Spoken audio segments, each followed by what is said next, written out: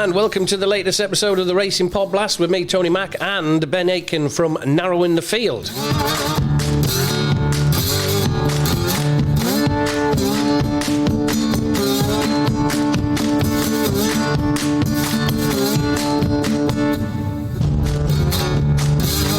And we're off to Newbury this week, covering 3 races from their 2024 Hungerford Stakes meeting, and then we close out the show with our usual spin up to Scotland, the next leg of our football trixie, top, middle and bottom. Racing first though, welcome along everyone, and welcome along Ben, and to Newbury we go. First of our 3 races under analysis this week, the BetVictor Predictor. The BetVictor Predictor handicap due off at 225. Ben, you can start us off with that one. Yeah, BetVictor Predictor. 3 runners in this handicap catch 'em. I reinforce the big board and Woolhampton. Reinforce makes the trip over from Ireland from the Katie Brown yard. This is the trainer's only runner of the day at any track. And she's really managed to unlock Reinforce since the 4-year-old has been at the Katie Brown yard and run under the following conditions. Straight 5 furlong handicaps. Days since last run, 14 or less. He's pulled in a form line of 2 wins and a close second from 3 starts. He meets those conditions at Newbury on Saturday, and his chances are strengthened further by the fact that the trainer's previous flat runners in the UK that started an SP of 11-1 or less returned 3 wins, a second and a third. So Reinforce definitely catches my eye here. At the big board, there's another list of conditions in their favour. I have prime conditions for Richard Hannon's 4-year-old filly of a mark of 92 or lower, turf tracks with undulations, and May to October period where she is 4 wins and 4 places from 13 starts. She went close to winning on her last run at Ascot. That was in July. It only lost out by a short head to a horse that came out and won by over a length next to him out from a £4 higher mark as well. So the form has been franked, and I can see the big board going close here. And Woolhampton's the other catch my eye. She's been running well on recent starts. Finished a close third last time out at Haydock in a better race than this. Our trainer Rod Millman does well at Newbury under similar conditions. Class 3 or less handicaps, fields of 12 or less and horses aged 4 or younger that start at 11-1 or less. Since 2017, the yard have stats with those types of 9 winners, 4 placed from 28 starts, 32% win strike rate, and over 50 points profit. So I see the appeal for Woolhampton. I won't be surprised to see any or all of them that 3 of them run well in this, but I'm going to plump for the Irish rider Reinforce, who looks a decent each-way dart at around 10-1 or maybe a little bigger. She should get a decent toe into the race from stall 2, and I think our trainer should be able to squeeze a bit more improvement yet from Reinforce. So that's Reinforce for me in the 225. What you got, Tony, for this handicap? Yeah, Ross O'Ryan riding well as well, mate, isn't he, at the moment? Yep. He's on fire at the minute. Good jockey as well. I'm going for a couple of each way at the moment, both 6-1. McLovin. We've got a winner at Lingfield last month, beating 4 rivals, 1 1/4 lengths off a £4 lower mark. Now, McLovin ran well in defeated Glorious Goodwood, 4th of 16, beaten 2 lengths. Just 2 lengths in the 5 furlong sprint behind Shagran. The 3-year-old carries 9 stone 4, which could come in handy towards the end of the race for trainer Simon Dow. McLovin. That's around 6-1, and also Woolhampton, as you mentioned there, Rod Millman. He does place his horses well. Obviously, he's helped along by his assistant James, who's very cute assistant trainer. I think is James Millman, and certainly since he's sort of got his one hand on the wheel, the form of the, no criticism to Rod, but obviously needed a bit of a hand and a little bit more of another angle from James Millman for his dad as well. So I think they make a great team, and I like the way they place the horses, and I'm going for Woolhampton here. Won over a similar trip at Windsor in June off a £3 lower mark. Not beaten by over 1.5 lengths in 4 starts since June. He has a couple of 6th of 13. He's got a 6th of 17. But look at the distances he's been beaten. He's 6th of 17 at Ascot in July. Beaten 1.5 lengths, and then again going back to Ascot at the end of the last month, 6th of 13, beaten 1.5 lengths again. So he's knocking on the door. Ran well in defeat at Glorious Goodwood, 4th of 16, beaten 2 lengths. Filly by that's McLovin notes. Sorry about that. Filly by Camacho out of a Zoffany mare. Drops in class here, and Rod Millman has a 53% win and place strike rate in the last 14 days. So the filly by Camacho, Woolhampton, knocking on the door, and I think can go well again at an each way price, 6-1 Woolhampton and 6-1 McLovin. On to the 3 o'clock, the TPT Fire Handicap, class 2 over 7 furlongs, Ben. Yeah, another straight track handicap here at 13 runners going to post. I suspect Lethal Levi will be the one to lead them from stall 7, B Frank from stall 5, and maybe Zabriskie Point from stall 13. They might also be up on the pace in the early stages, so potential for a decent enough spread of pace across the track. Hard to say any side will have an advantage over the other, certainly on the pace side of things. For short list purposes, I'm looking at Walifi, Zuzana and Starlore. Walifi flagged up to me on a Willie Haggis angle I've got plugged in. Now that angle is Willie Haggis 3-year-olds in turf handicaps in August and September, returning off a break of 30 days or less. Since 2018, the trainer has returned stats with those types of 55 winners, 29 placed from 179 qualifiers, 31% win strike rate, 47% win and place strike rate, over 45 point profit, and the angle is 5 from 8 so far this year. Walifi being the latest qualifier. He's a horse that has stepped on plenty since entering handicaps. He's recorded a first, a second, and a first.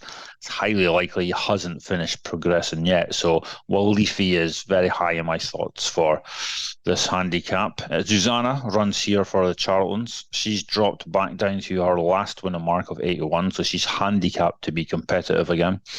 The Charltons generally have their handicappers ready to fire at Newbury in the July and August period, especially those aged 3 to 6 and running in a Class 2, 3 or 4 contest. Since 2011, those stats read 15 winners, 5 placed from 20 runners. That's not right. Now, it's a 50% win strike rate. I've got my stats wrong, but it's a 50% win strike rate. It's a 67% win and place strike rate. It's no, it's 10 winners, 5 placed from 20 runners. That's early in the morning, Tony. Yeah, that's all right.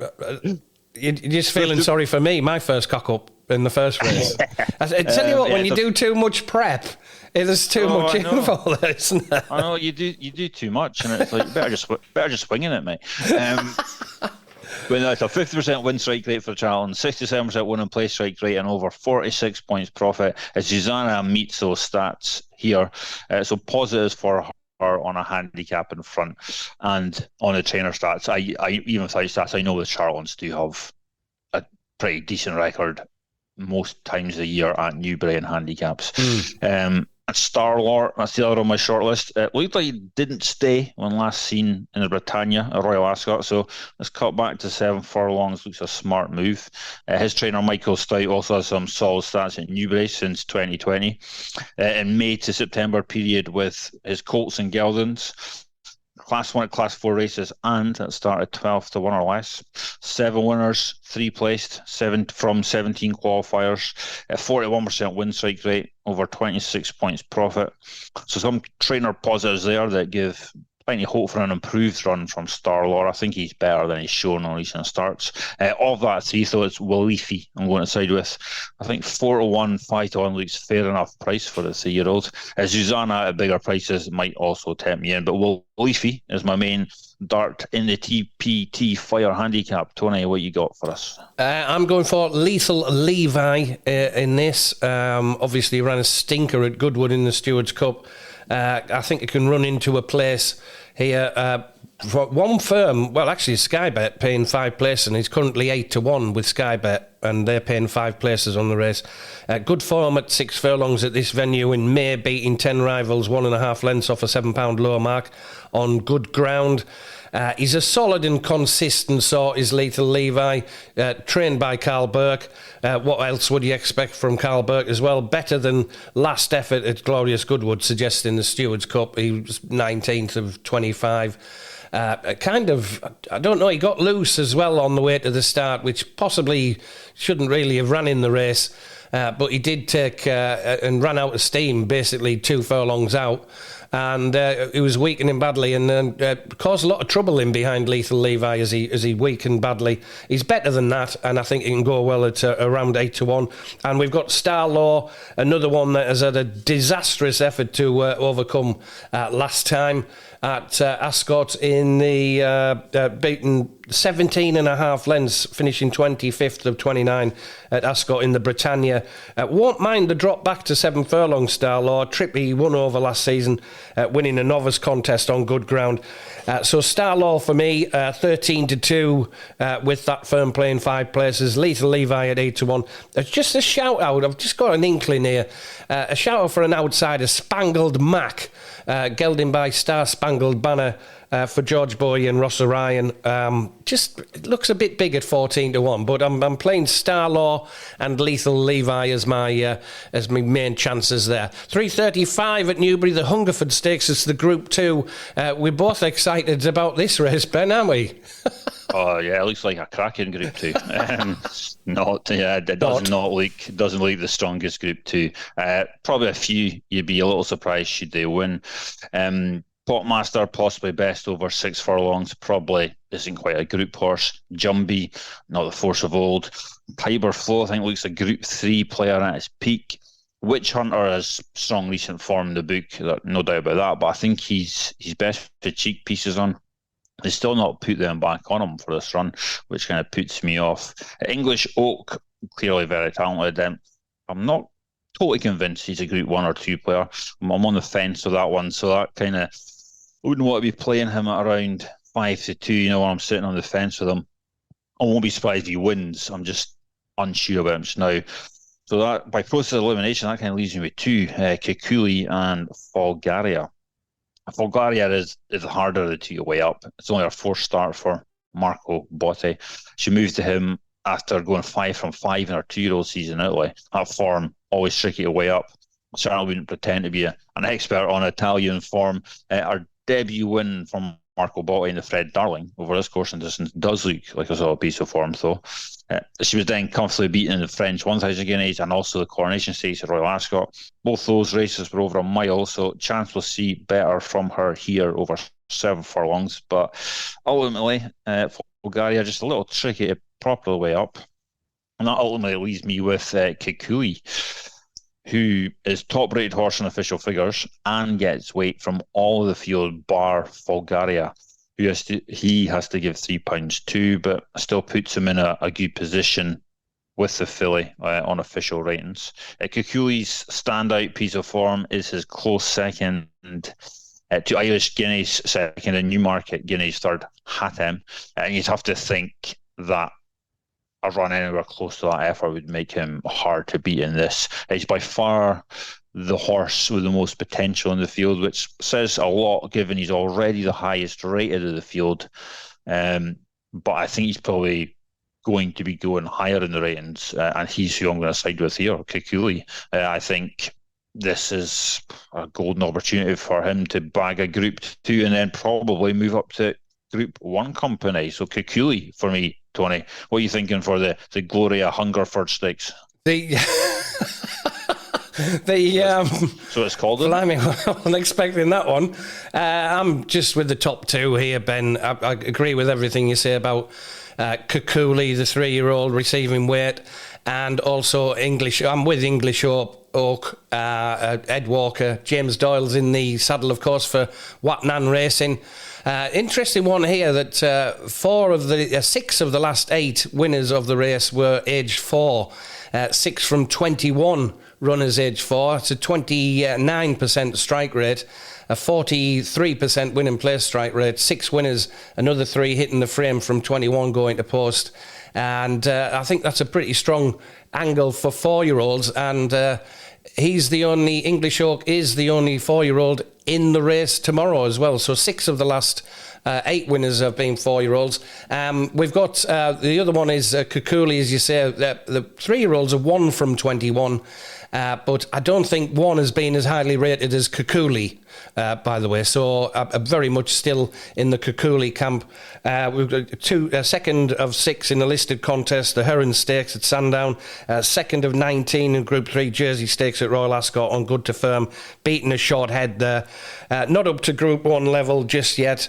And the English Oak, 4-year-olds have won the last 2 races, and 6 of the last 8. Witch Hunter in 2023 and 2022 Jumbie. English Oak has had an excellent season, second of 10 2 lengths on seasonal debut at Newmarket on good ground before winning at Haydock on soft in May. And in the Buckingham Palace Stakes at Royal Ascot beating 25 rivals 3 lengths. Up to Group 2 level last time out, 4th of 8. Beaten 7 lengths, which is a bit of a worry for English Oak there. But, English Oak and Kukuli for me tomorrow, and probably a Dutch for them too in the Hungerford Stakes.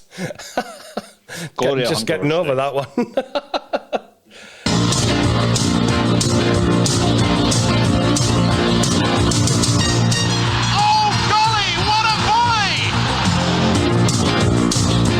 The great thing about loving football is you cannot explain why you love it. It just happens. Chasing a ball round a park, wanting one team to win against the other. El Mahoney, right foot, whips it. Oh, jeez, peeps, man. Jeezy peeps, man. Ben, you have some parish notes for us as well before we start top, middle and bottom. Oh, bits and bobs, yep. Before we get into this week's picks, a couple of bits and bobs listeners will hopefully be interested in. First up, if you head over to my website, narrowinthefield.co.uk, some info on a Scottish football service that I've used for the past few years at Greg Browning Tips. He's significantly better at profiting from Scottish football than either myself or Tony. Can't believe that. Can't believe So check that out over on my site. Yeah, Greg's a good guy as well. Well, he's a St Johnstone fan, but apart from that, he's all right. I do get a few emails from people asking for Scottish football stats, and what, ignoring us? Do you blame them, mate? Do you blame them? To be honest with you, I should really just follow Greg's stuff for my top, middle, and bottom, but I feel I'd be cheating, and I like to play a fair game. But yeah, head over to the site. Greg's stuff is good, so there'll be some info on that on my site, Narrow in the Field. And we've also set up a Racing PodBlast GZ Peeps Fantasy Football League. Oh, what? Yeah, so if you're into your fantasy football and you want to get your hands on the Racing PodBlast GZ Peeps trophy, and there is going to be a trophy. Yeah, man. There will 100% be a trophy. And again, head over to Narrow in the Field and you will see a join link for that in a post I'm going to put up today. A league that a certain Tony Mack is yet to join. I forgot all about it, mate. You've forgotten all about it. No, there's no excuse. Just forgot. You're going to get your assistant managers, VAR George and Frankie. Early Pub Friday. Frankie, what's it called? Frankie and Early Pub Friday, but that's not him. That's not our Frankie. Was it not your Frankie? No, it's Frankie Lane, because we play a Frankie Lane song. I thought it was your Frankie. Every Friday morning. You see? You learn something new every day. There you go, you see. I assumed it was your Frankie. You don't tune in too early though, do you, Ben? No, I might walk the dogs and stuff. So head over to the site there. You'll get join links for that. And I said, there's going to be a trophy. It's going to be crap, but it's going to be a trophy. Our top, middle and bottom, though, that's what we're all here for. Uninspiring stuff from us last week. Not unusual, though. It takes us a while to get going, honestly. Yeah, obviously. It does. Early season, isn't it? Just, it takes a while. But current totals, me, -8. Tony, -8. Just giving ourselves a handicap. You're just feeling sorry for me.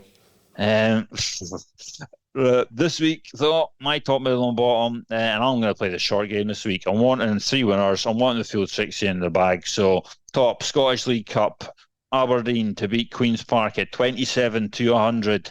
Aberdeen have been on an impressive run since Jimmy Thelen took over. They've won all 7 matches. They've scored 24 goals. They've conceded only 3. They're going to have too much for Queen's Park here. So Aberdeen to get my top, middle and bottom off to a flyer, and that's in the Scottish League Cup.